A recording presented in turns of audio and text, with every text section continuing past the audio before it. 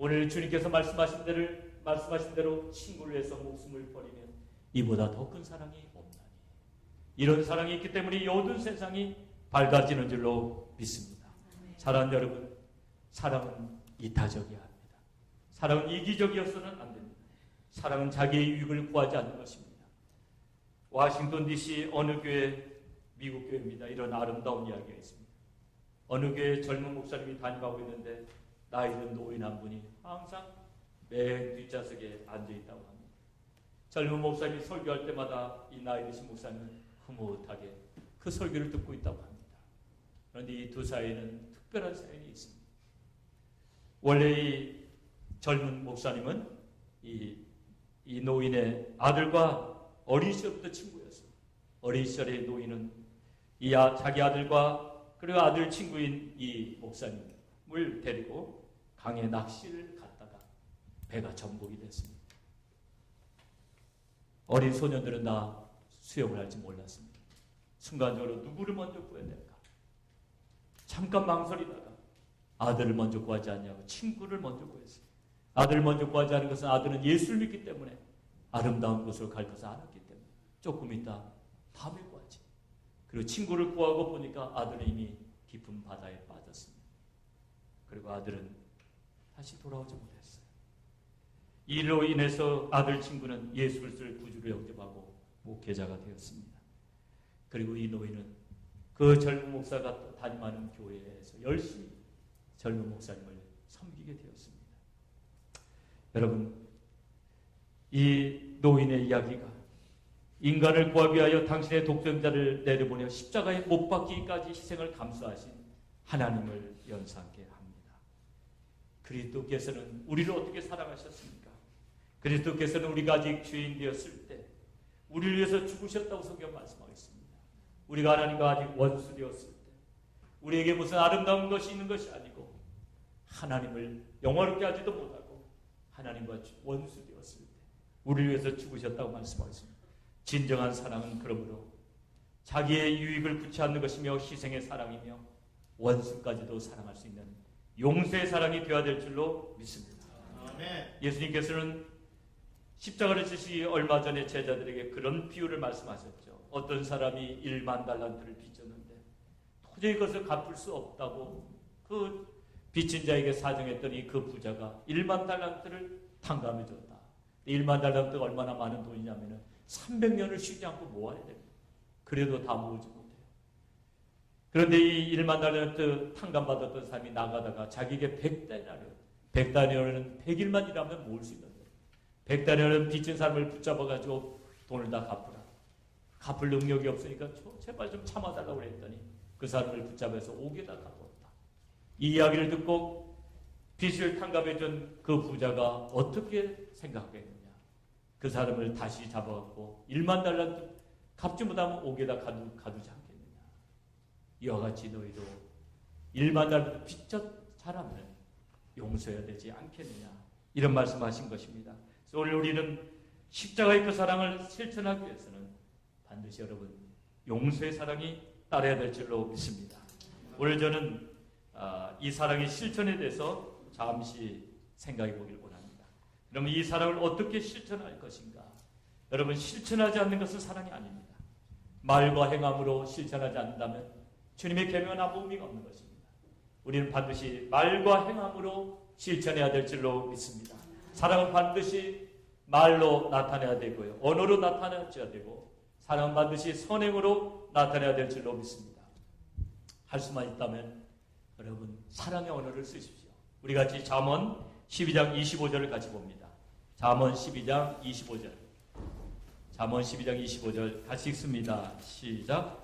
마음에 근심이 있으면 번민이 일지만 좋은 말 한마디로도 사람을 기쁘게 할 수 있다. 잠언 16장 24절 같이 읽습니다. 선한 말은 꿀송이 같아서 마음을 즐겁게 하여 주고 쑤시는 뼈를 낫게 하여 준다. 일단 언어로 따뜻한 언어를 쓰는 사람이 십자가의 사랑을 실천하는 사람인 줄로 믿습니다. 여러분, 예수를 알지 못한 그 시절에 쓰던 언어를 버리세요.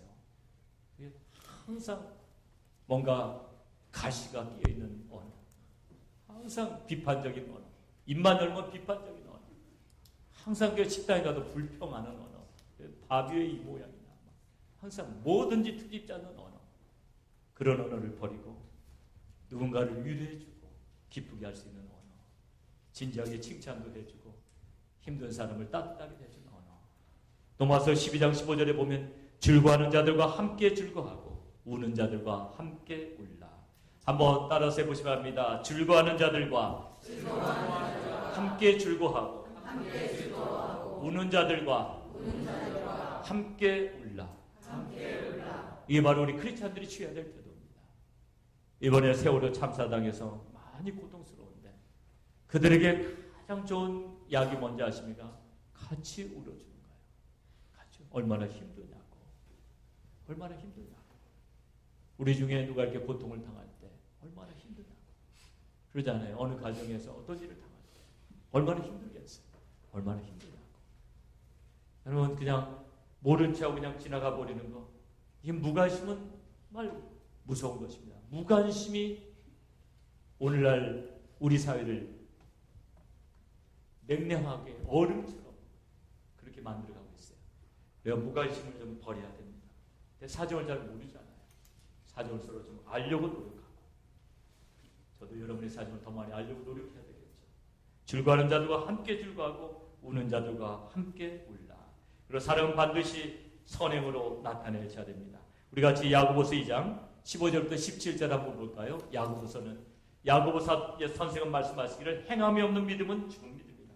야고보서 2장 15절부터 17절까지 우리 같이 한 목소리로 같이 읽겠습니다. 시작. 만일 형제나 자매가 헐벗고 일용할 양식이 없는데 너희 중에 누구든지 그에게 이르되 평안히 가라, 곱게 하라, 배부르게 하라 하며 그 몸에 쓸 것을 주지 않냐면 무슨 이익이 있으리요.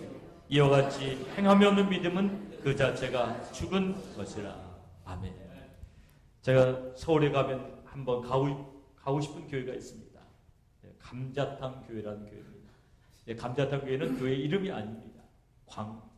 광역교회예요. 원래 이름은 광역교회인데 왜 감자탕 교회냐면 감자탕 교회 감자탕 사인이 유난히 빛나고 있기 때문에 유난히 눈에 잘 띄어가지고 감자탕 교회다 이렇게 부르고 있습니다.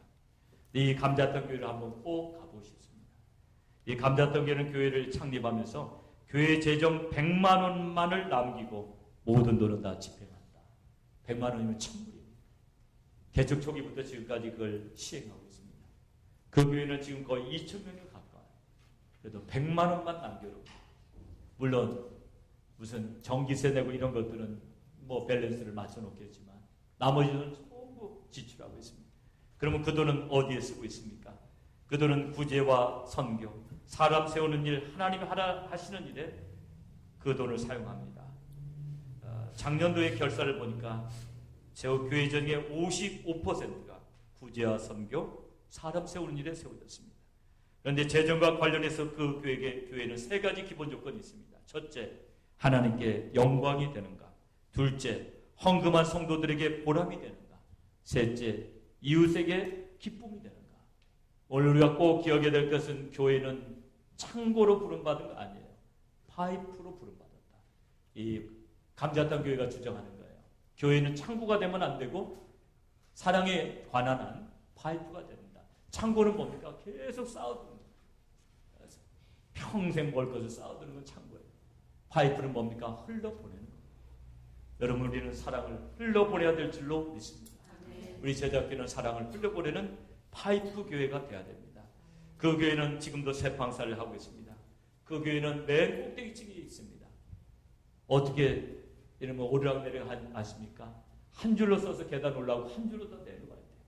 그리고 60평에서 예배를 드리니까 6부 예배를 드립니다.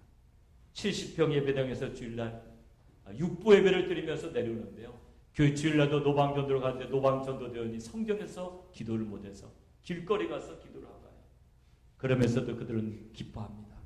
그들은 지하철, 병원, 등산, 외침 전도 등 전도활동도 활발합니다. 그리고 전도를 갔다 돌아오는 사람들 보면 마치 시내산에서 내려온 모세와 같이 얼굴이 해처럼 빛나는 걸 봅니다.